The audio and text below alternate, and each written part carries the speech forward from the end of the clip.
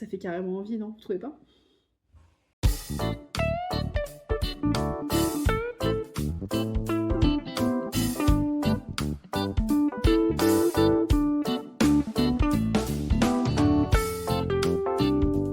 Hello et bienvenue dans une toute nouvelle vidéo. On se retrouve aujourd'hui pour une vidéo un petit peu différente de d'habitude puisqu'il s'agit d'un book haul. Et je vous propose de démarrer sans plus tarder puisque j'ai 7 romans à vous présenter, 7 romans qui ont rejoint ma pile à lire dernièrement. Ce ne sont que des achats, donc voilà, pas de réception particulière, c'est 100% sponsorisé par ma carte bancaire. Voilà. On y va, on commence. J'ai donc 4 romans historiques à vous présenter, un roman tranche de vie, un roman policier et le dernier c'est une romance. On commence donc avec les romans historiques. 2 romans historiques écrits par la même autrice. Il s'agit de Zoé Brisby, Les mauvaises épouses et La double vie de Dina Miller. Ce sont 2 romans qui me font de l'œil depuis hyper longtemps et j'attendais la sortie poche de La double vie de Dina Miller pour me procurer les deux. Zoé Brisby, je la connais parce que j'avais lu un seul de ses romans, mais c'était un de ses romans tranche de vie. C'est avant qu'elle opère un virage à 180 degrés dans sa vie d'autrice. Et du coup, depuis Les mauvaises épouses, elle écrit plutôt des romans historiques. Donc, j'ai hâte de la découvrir dans ce genre-là. J'avais bien aimé son roman Tranche de vie que j'avais lu. Alors, je ne sais plus quel était le titre exactement. Ça se passait en Corse, je me souviens. C'était plutôt pas mal, mais c'était pas exceptionnel non plus. Enfin, moi, je ne garde pas non plus un souvenir impérissable. Et j'avoue que j'ai quand même très très hâte de savoir ce que ça donne d'un point de vue historique parce que j'en ai entendu que du bien. J'ai visionné il n'y a pas très longtemps un des vlogs de Doris qui disait que clairement il fallait mieux les lire dans l'ordre de publication de ces romans, enfin dans l'ordre de parution, en sachant que ce n'est absolument pas une saga, mais c'est pas mal de le lire dans l'ordre, donc je vais l'écouter et je commencerai donc par Les mauvaises épouses. Je vous lis la 4e de couverture. Las Vegas, 1952, Elvis, Marilyn, les États-Unis en pleine guerre froide. Summer et son mari vivent dans le désert du Nevada sur une base militaire où est étudiée l'arme nucléaire. À chaque lancer, ils sont aux premières loges et il n'y a que Summer pour ne pas savourer le spectacle. Pourtant, en bonne épouse, elle joue le jeu et organise des apéritifs atomiques. Sa docilité volera en éclats avec l'arrivée d'une autre bombe sur la base, Charlie. Elle est tout ce que Summer n'est pas. Forte, indépendante et sensuelle, tandis que les hommes s'extasient sur le miracle de la science et la puissance de l'Amérique, Summer et Charlie décident de prendre en main leur destin. Zoé Brisby signe un roman intense et palpitant sur 2 héroïnes qui font un choix de vie, celui d'être libre. Voilà.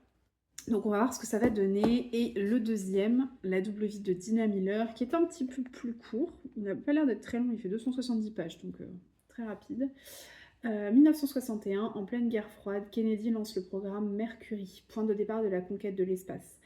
Huntsville, en Alabama, bat au rythme de son centre spatial et de la toute jeune NASA. Dans le quartier huppé de Rocket District, où vivent les scientifiques et leurs familles, Dina Miller s'installe avec une mission: faire justice.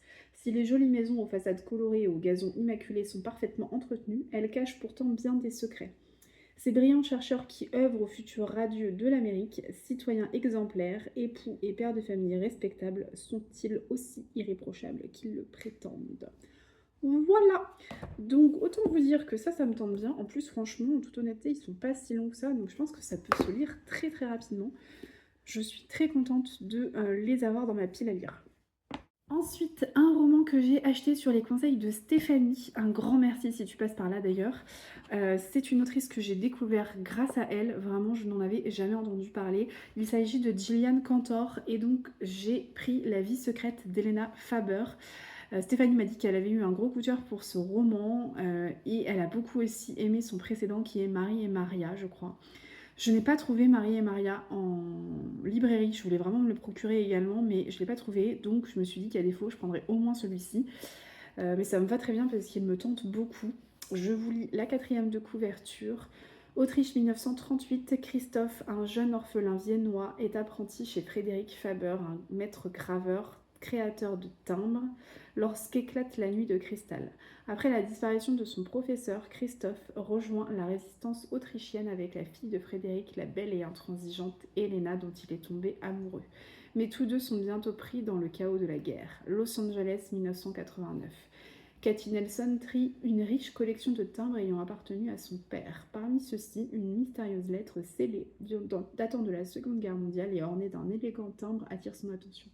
Troublée, Cathy décide de mener l'enquête, aidée de Benjamin, un expert un peu rêveur. De la nuit de cristal à la chute du mur de Berlin, à travers les décennies et les continents, ce roman déchirant lie une des périodes les plus sombres de l'histoire à un présent plein de promesses. Voilà! Ça fait carrément envie, non? Vous trouvez pas? Dernier roman historique, et celui-ci, je ne pouvais que me le procurer. Ça fait des années, ça fait des mois que je me dis qu'il faut que je me le prenne en version poche, donc il était grand temps. Et je crois qu'il ne me restera que le dernier de l'auteur à prendre en version poche aussi. Malheureusement, il n'y en aura pas d'autre puisque l'auteur est décédé récemment. Il s'agit donc de Luca Di Fulvio et du célèbre Mama Roma. C'est donc son avant-dernier, le dernier roman qui a été publié de l'auteur avant qu'il décède, c'est donc Le Paradis caché. Il vient de sortir au format poche, donc bien évidemment que je vais me le procurer également. Mais voilà. Donc il n'y en aura pas d'autres et ça me rend très très triste parce que j'aime énormément cet auteur et j'adore ce qu'il fait. Je pense que mon roman préféré, oh là là, de cet auteur, je sais pas. Je sais pas si c'est Le Gang des rêves ou Le Soleil des rebelles ou Les prisonniers de la liberté. Ah, Le Soleil des rebelles quand même, il est exceptionnel. Donc bon, j'aurais peut-être mis Le Soleil des rebelles en premier, vraiment, mais vraiment c'est un auteur que j'adore. Il me reste encore dans ma palle Les Enfants de Venise de lui que je n'ai pas lu. Et donc maintenant j'ai Mama Roma. Donc Mama Roma se passe bien évidemment à Rome, vous vous en douterez. Je vous lis la 4e de couverture. Ils sont 3 orphelins jetés sur les routes du royaume d'Italie. Pietro, jeune homme perdu au regard duquel rien n'échappe, puis Nella, comtesse flamboyante aux idées d'avant-garde. Enfin, Martha, saltimbanque blessée par la vie. 300 familles auxquelles Rome tend les bras. Rome la mère, Rome la louve, Rome la catin splendide et miséreuse, avec ses amours violentes, ses truands, ses complots. Rome assiégée qui, en cette année 1870, s'apprête à tomber aux mains des partisans. Aux premières loges de cet opéra révolutionnaire, tous trois vont assister et participer à leur façon à la naissance d'une nation. C'est toujours très haletant, toujours très rocambolesque, toujours très...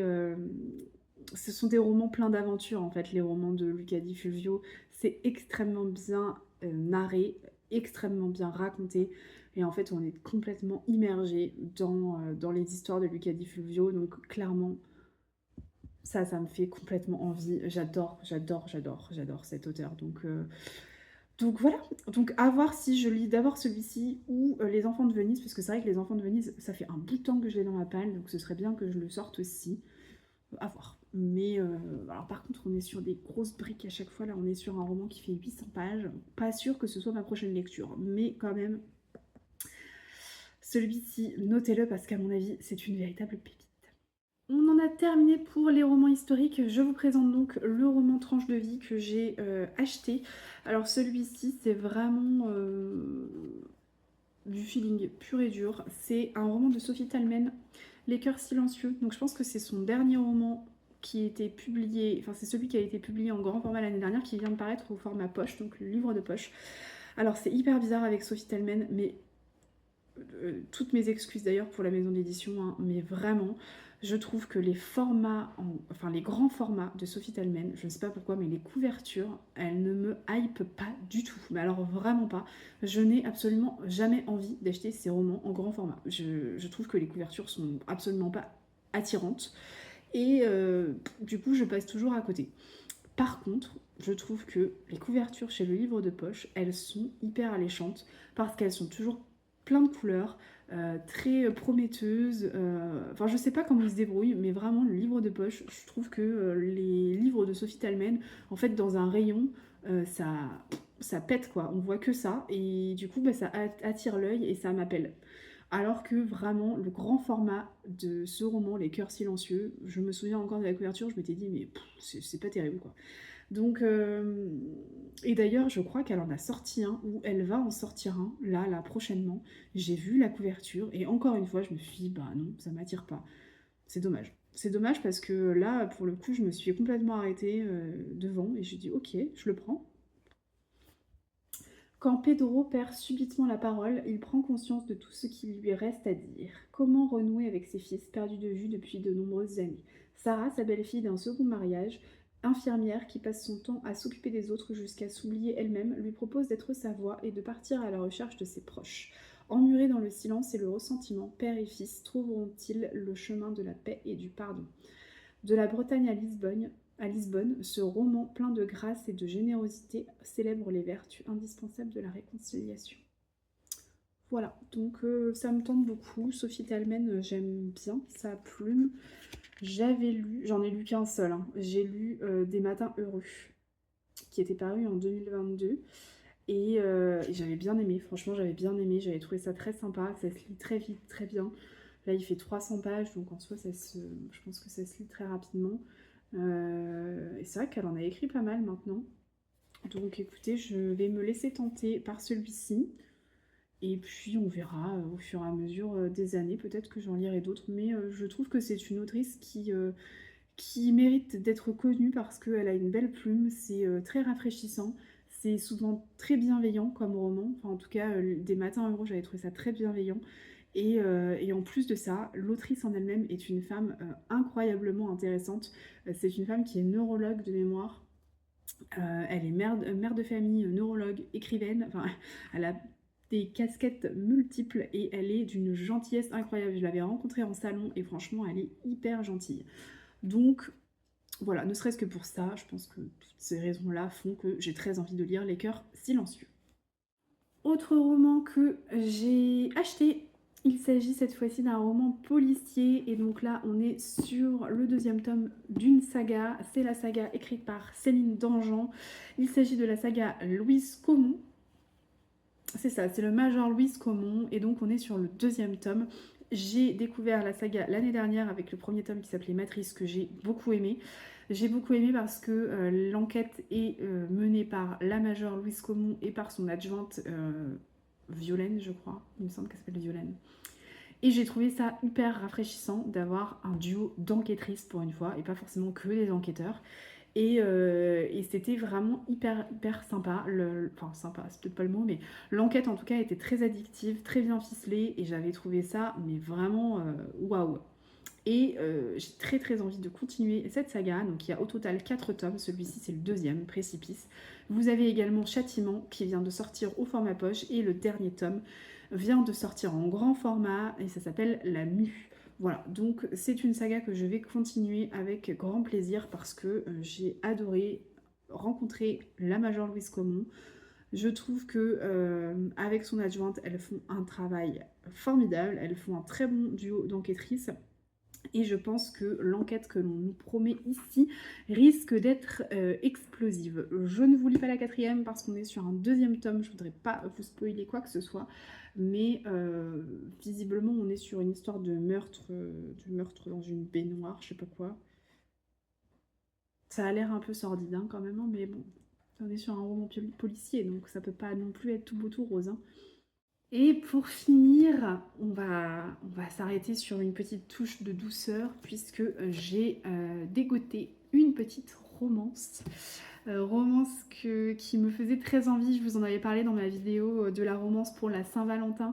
C'est une romance qui a été largement plébiscitée et qui a été très bien vendue par Laura du compte Les mots des autres, et c'est vraiment pour ça que j'avais très envie de m'essayer à cette lecture-là, et il s'agit de In the Likely Event de Rebecca Yarros. On est sur une romance militaire.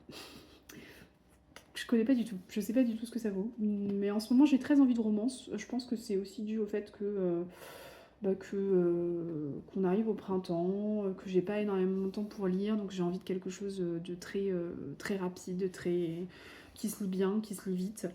Et voilà, et du coup, ce roman-là me faisait très envie. On va voir ce que ça va donner. 2011, 1 minute 30 après le décollage, l'avion qui devait emmener Nate Phelan au centre de formation de l'armée plonge dans le fleuve Missouri. Miraculeusement, il survit et sauve sa voisine Izzy Astor. Dès lors, leurs chemins se croiseront sans cesse jusqu'à ce jour fatidique à New York. 2021, Nate attend sur le tarmac de Kaboul. Il a pour mission d'assurer la sécurité de conseillers américains envoyés par la sénatrice Lorraine. Quand il reconnaît celle qui descend de l'avion, il en a le souffle coupé. Impossible, pas dans cet Afghanistan au bord de l'implosion. À partir de cet instant, Nate fera tout pour qu'elle rentre saine et sauve. Voilà. Et chose que je ne savais pas, mais donc on est sur une romance militaire, mais en fait Rebecca Yarros, c'est une femme de militaire, mère de 6 enfants. Je ne sais pas comment elle fait, je lui tire mon chapeau. Mère de 6 enfants, femme de militaire, ça veut dire que potentiellement elle est très souvent toute seule. Ça doit être quand même sportif. Mais du coup, ça me donne d'autant plus envie de découvrir le style romance militaire qu'on va voir. Alors c'est assez gros, ça fait bien 530 pages, mais c'est édité bizarrement, je trouve. Je vous montre, mais en fait, je trouve qu'il y a vachement de perte de place là. Et là. Enfin, il y a des grandes marges, là c'est pareil, il y a vraiment beaucoup de perte de place, donc si ça se trouve, on aurait pu diminuer un peu le nombre de pages. Mais bref, je ne suis pas directrice éditoriale de quoi que ce soit, donc je vais m'abstenir de tout commentaire, mais ça n'empêche que ça m'a l'air quand même très addictif, et je pense que même s'il fait 530 pages, ça doit se lire très très rapidement. On en a terminé pour ce petit book haul, j'espère qu'il vous aura plu. Comme vous avez pu le voir, il y en a pour tous les goûts, mais en même temps ça reflète mes envies du moment puisque j'ai envie à peu près de tout lire, c'est-à-dire de l'historique, du roman policier, de la romance, j'ai envie de plein de choses différentes. Donc voilà, je m'éparpille aussi dans mes achats. Voilà, c'est tout. Bref, sur ce, si vous êtes arrivé jusque-là, je vous remercie. Je vous propose de mettre une petite pile de livres pour refléter un petit peu ce petit book haul. Et je vous dis à la semaine prochaine pour une nouvelle vidéo. Allez, ciao!